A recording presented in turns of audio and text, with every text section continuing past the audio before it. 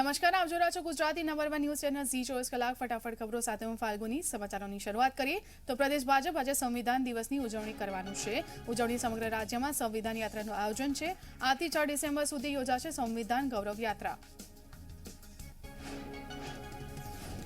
મુખ્યમંત્રી આજથી સંવિધાન ગૌરવ યાત્રાની શરૂઆત કરાવશે। મુખ્યમંત્રી ભૂપેન્દ્ર પટેલ અરવલ્લીના મોડાસામાં ડુંગરી વિસ્તારમાં બાબા સાહેબ આંબેડકરની પ્રતિમાને પુષ્પાંજલિ અર્પણ કરી સંવિધાન યાત્રામાં જોડાશે। केंद्रीय मंत्री परषोत्तम रूपाला और गृह राज्य मंत्री हर्ष संघवी गांधीनगर में संविधान दिवस की उजवणी करशे। 6 डिसेम्बर सुधी तमाम जिला और महानगरों में संविधान यात्रा योजाशे। वडनगर में प्रदेश अध्यक्ष CR पाटिल संविधान यात्राનું समापन करावशे। આજે પશુપાલન અને ડેરી વિભાગ નેશનલ મિલ્ક ડેની ઉજવણી કરી રહ્યું છે। શ્વેત ક્રાંતિના પ્રણેતા ડોક્ટર વર્ગીસ કુરિયનના જન્મ જયંતિ અને શતાબ્દી પર્વ પર મિલ્ક ડેની ખાસ ઉજવણી। केंद्रीय गृहमंत्री अमित शाह 27 और 28 नवंबरे गुजरातना प्रवासी 28 नवंबरे अमूलना मिल्क पाउडर प्लांटનું કરશે ઉદ્ઘાટન। આજે શ્વેત ક્રાંતિના પ્રણેતા ડોક્ટર વર્ગીસ કુરિયનની જન્મ જયંતિ છે, ત્યારે વડોદરામાં એક યુવકે તેમને શ્રદ્ધાંજલિ આપવા માટે સફરનામા નામની એનિમેટેડ ફિલ્મ બનાવી। સ્ટોપ મોશન ફિલ્મની મદદથી આ એનિમેટેડ ફિલ્મ બનાવવામાં આવી છે। આણંદમાં ડોક્ટર કુરિયનની 100મી જન્મજયંતિ નિમિત્તે અમૂલથી NDDB સુધી વોકેથોન યોજાઈ। ડોક્ટર કુરિયન સાથે જોડાયેલી સંસ્થાઓમાં કરાયું ભવ્ય સ્વાગત। GCMFના ચેરમેન RS સોઢી અને NDDBના ચેરમેન મિનેશ શાહ આ વોકેથોનમાં જોડાયા। LRD અને PSIની ભરતી માટેના ઉમેદવારો આજથી શારીરિક પરીક્ષા માટે કોલ લેટર ડાઉનલોડ કરી શકશે। ગુજરાતના 15 સ્થળોએ 3 ડિસેમ્બરથી શરૂ થશે શારીરિક પરીક્ષા।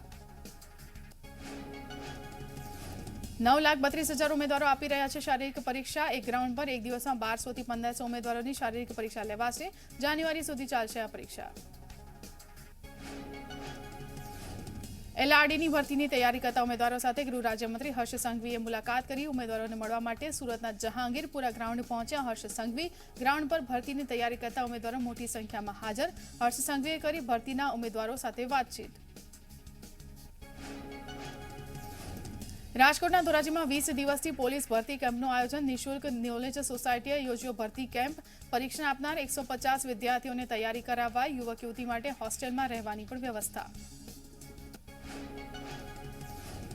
કોરોનામાં મૃત્યુ પામનારના પરિવારજનોને 10 દિવસમાં સહાયની રકમ ચૂકવવાનો મહેસૂલ વિભાગનો આદેશ। SDRFમાંથી સહાયની રકમ ચૂકવવા જણાવ્યું। મૃતકનું આધાર કાર્ડ અને સહાય લેનારનું આધાર કાર્ડ જરૂરી।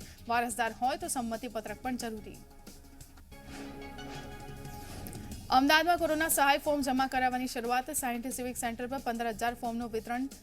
કોરોનાથી 3,357 લોકોના મૃત્યુનો કોર્પોરેશનનો દાવો। જોકે મોટી સંખ્યામાં લોકો ફોર્મ જમા કરાવવા ઉમટી પડ્યા। સુરતમાં કોરોના સહાય ફોર્મ લેવા માટે ભીડ। 6 દિવસમાં 3600 ફોર્મનું વિતરણ કરવામાં આવ્યું। SMCના ચોપડે કોરોનાથી 1,629 લોકોના મૃત્યુ નોંધાયા। મૃત્યુના આંકડા કરતાં 2 ગણા ફોર્મનું વિતરણ થયું। કોરોનામાં મૃત્યુ પામનારના પરિવારજનોને અપાશે 50,000 રૂપિયાની સહાય।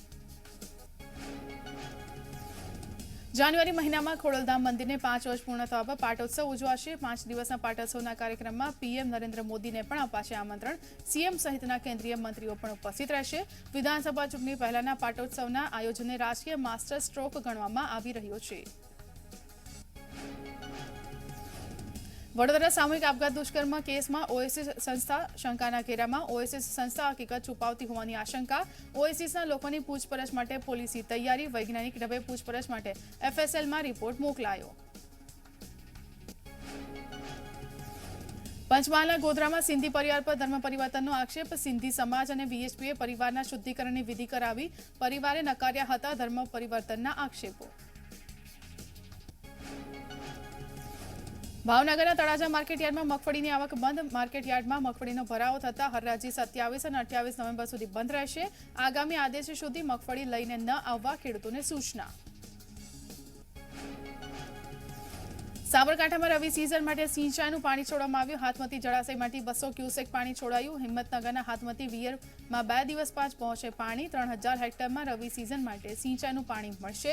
હિંમતનગર પ્રાંતિજ દહેગામ ગાંધીનગરના ખેડૂતોને થશે લાભ। કંડલા બંદર પર આવતા જહાજ અને કન્ટેનરના ભાડા વધ્યા। ભાડા વધવાથી વેપારને ભારે નુકસાન। આયાત અને નિકાસની કામગીરી મોંઘી થઈ। આયાત કરવામાં આવતી વસ્તુઓની કિંમતમાં વધારો। શિપિંગ મંત્રાલય જહાજ અને કન્ટેનરના ભાવ નિયંત્રિત કરે તેવી માંગ। બે રાષ્ટ્રીયકૃત બેંકોના ખાનગીકરણ સામે રોષ. બેંક કર્મચારીઓએ બેન્કિંગ એમેન્ડમેન્ટ લો સુધારા વિધેયક અંગે સરકાર સામે બાયો ચડાવી. 7 ડિસેમ્બરે કર્મચારીઓ ધરણા સૂત્રોચ્ચાર કરી વિરોધ કરશે. વિધેયકના વિરોધમાં કર્મચારીઓ સહી અભિયાન પણ ચલાવશે. કચ્છના નખત્રાણામાં જૂથ અથડામણ બાદ તંગદિલી સર્જાઈ. જૂથ અથડામણ બાદ 2 વાહનોને આગ ચાપવામાં આવી. કોટડામાં બાઇક મુદ્દે યુવાન પર થયો હતો હુમલા બાદ આગચંપી કરવામાં આવતા વિવાદ વધ્યો. ટીયર ગેસના સેલ છોડીને પરિસ્થિતિને થાળે પાડવાનો પોલીસનો પ્રયાસ. ભાવનગરમાં નીલમબાગ પોલીસે એક યુવાન પર છરી વડે હુમલો કરી મોત નિપજાવનાર 4 શખ્સોની ધરપકડ કરી છે. 20 નવેમ્બરના રોજ યુવાન પર હુમલો થતા નોંધાઈ હતી પોલીસ ફરિયાદ. તો જાન્યુઆરી 2022માં જીટીયુનો પદવીદાન સમારોહ થશે. અમદાવાદના સાયન્સ સિટીમાં યોજાશે 11મો પદવીદાન સમારોહ. જીટીયુના 75,000 વિદ્યાર્થીઓને ડિગ્રી એનાયત કરાશે. ઇન્સ્ટિટ્યૂટ ઓફ ડિફેન્સ રિસર્ચમાં જોડાવાનો યુવાનોનો ક્રેઝ વધ્યો. ગુજરાત યુનિવર્સિટીમાં ગત વર્ષે શરૂ કરાયો હતો આ કોર્સ. સતત બીજા વર્ષે 450થી વધુ વિદ્યાર્થીઓએ મેળવ્યો છે પ્રવેશ. ગુજરાત ટેકનોલોજીકલ યુનિવર્સિટીની પરીક્ષામાં માસ કોપી કેસ. એક સાથે ચોરી કરતા 72 વિદ્યાર્થીઓ પકડાયા હતા. ઓગસ્ટમાં ડિપ્લોમા એન્જિનિયરિંગ સેમેસ્ટર 5ની પરીક્ષા હતી. KIRC 1 લાખનો દંડ ફટકારી સેન્ટર રદ કરાવાયું. સુરતમાં 27થી 29 November gems and jewellery exhibition થશે. આ એક્ઝિબિશનમાં 12,000 હીરા જડેલી સોનાની છત્રી જોવા મળશે. 20થી 25 લાખની કિંમત ધરાવતી આ છત્રી બનશે આકર્ષણનું કેન્દ્ર. જ્વેલરી એક્સપોમાં દેશ વિદેશના 105 મેન્યુફેક્ચરર લેશે ભાગ. તો ગુજરાતમાં ઠંડીનું જોર વધ્યું છે. કચ્છના નલિયાનું તાપમાન સૌથી ઓછું 11 ડિગ્રી નોંધાયું. અન્ય શહેરોનો પારો પણ ગગડ્યો. અમદાવાદ શહેરમાં ઘર દીઠ 10 લીટરના 2 ડસ્ટબિન અપાશે. સ્ટેન્ડિંગ કમિટીએ 2 ડસ્ટબિન આપવાની દરખાસ્ત મંજૂર કરી. પ્રાથમિક ધોરણે 20 કરોડ રૂપિયાની કરાઈ ફાળવણી. ભારતના નિર્માણ ઉદ્યોગના ઇતિહાસમાં બન્યો રેકોર્ડ. અત્યાર સુધીનો સૌથી ભારે PCS બોક્સ ગર્ડર બન્યો. બુલેટ ટ્રેન માટે 40 મીટર સ્પાનનું નિર્માણ શરૂ કરાયું. રાજકોટ મહાનગરપાલિકાની વિવિધ 44 જગ્યાઓ માટે 9,000 કરતાં વધુ અરજીઓ આવી. કુલ 9,202 ઉમેદવારોએ અરજીઓ કરી છે. રાજકોટ એમ્સમાં ડિસેમ્બરના અંત સુધીમાં OPD શરૂ થશે. રાજકોટ એમ્સનું સાંસદ રામ મોકરિયાએ કર્યું નિરીક્ષણ. એમ્સ હોસ્પિટલના ડાયરેક્ટરે કહ્યું, શ્રમિકોની સંખ્યામાં વધારો કરવામાં આવશે તો કામ વહેલી તકે થશે પૂર્ણ. જૂનાગઢની આલ્ફા સ્કૂલ પાસે રખડતા ઢોરનો ત્રાસ. એક જ દિવસમાં 5 લોકોને પહોંચાડી ઈજા. અનેક વખત રજૂઆત કર્યા હોવા છતાં તંત્રના આંખ આડા કાન. રખડતા ઢોરનો આતંક CCTVમાં કેદ થયો. આણંદના ઉમરેઠમાં સિનિયર સિટીઝનને કૂતરું કરડ્યું. નગરપાલિકાના ચીફ ઓફિસર અને કારોબારી અધ્યક્ષને સિનિયર સિટીઝને નોટિસ મોકલી. કૂતરું કરડવા પર માંગ્યું વળતર. તેમનું કહેવું છે કે કૂતરું કરડવાથી અઠવાડિયું વેપાર ન કરી શક્યા, જેથી વળતરની માંગ.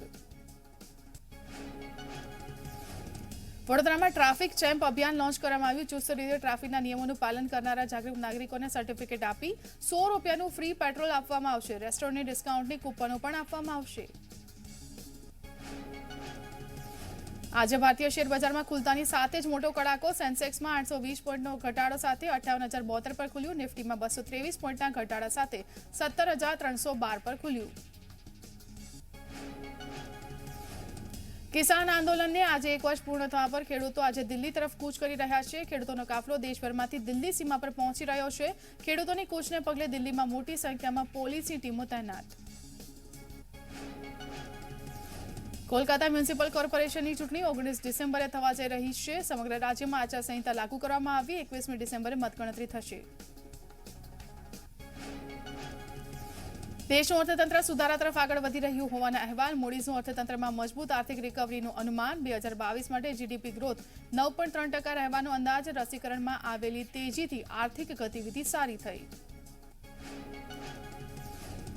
દિલ્હી NCRની હવા ફરીથી પ્રદૂષિત થઈ. શહેરમાં એર ક્વોલિટી ઇન્ડેક્સ 339 નોંધાયું. સતત પ્રદૂષણના કારણે લોકોને શ્વાસ લેવામાં તકલીફ પડી. દિલ્હી સરકારે અનેક પ્રતિબંધો રાખ્યા હોવા છતાં પ્રદૂષણનું આ સ્તર યથાવત. દિલ્હી મેટ્રોની પિંક લાઇન પર ડ્રાઈવરલેસ મેટ્રો ટ્રેનની શરૂઆત કરવામાં આવી. કેન્દ્રીય મંત્રી હરદીપસિંહ પુરી અને દિલ્હીના ટ્રાન્સપોર્ટ મંત્રી કૈલાશ ગેહલોતે આ ટ્રેનને લીલી ઝંડી આપી અને આ સાથે જ DMRCનું ડ્રાઈવરલેસ ઓપરેશન. કુલ વિસ્તાર 97 કિલોમીટરનો થઈ ગયો.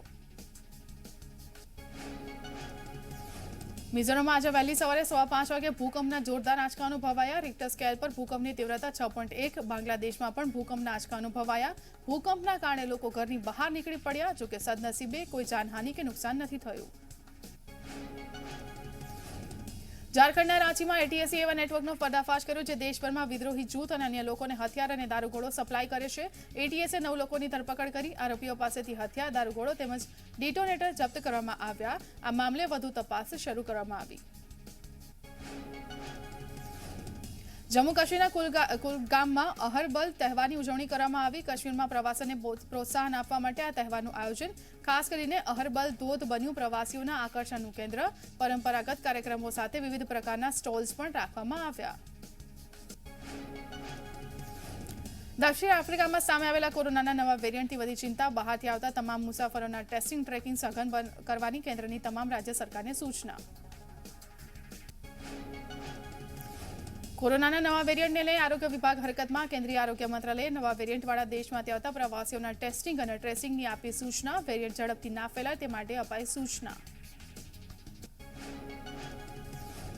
અમેરિકામાં શાળાઓ ખુલતાની સાથે જ કોરોનાના કેસમાં થયો વધારો. છેલ્લા 7 દિવસમાં 1.41 લાખથી વધુ બાળકો સંક્રમિત થયા. છેલ્લા 2 સપ્તાહની સરખામણીમાં બાળકોમાં સંક્રમણમાં 32% વધારો થયો. યુરોપમાં ગત સપ્તાહમાં કોરોનાના કેસમાં 11%નો વધારો. WHOએ જણાવ્યું કે વૈશ્વિક સ્તરે મૃત્યુના કેસમાં લગભગ 6%નો વધારો. ગત સપ્તાહમાં આશરે 51,000 લોકો મૃત્યુ પામ્યા. WHOના 194 સભ્ય દેશોના સ્વાસ્થ્ય મંત્રીઓની 29 નવેમ્બરે યોજાશે બેઠક. બેઠકમાં કોરોનાને રોકવા માટેના કરાર પર કરાશે ચર્ચા. સાથે રસીકરણને વધુ વેગ આપવા પર પણ ચર્ચા. ભારતમાં કોરોનાના કેસની સંખ્યામાં ઘટાડો. એક દિવસમાં કોરોનાના 10,549 નવા કેસ નોંધાયા. એક દિવસમાં કોરોનાથી 488 લોકોના મૃત્યુ થયા.